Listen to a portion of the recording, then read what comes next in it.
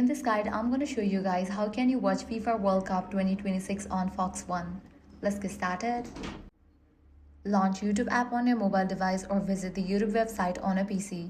Next, use the search bar to look for the official broadcaster or channel that holds streaming rights in your region.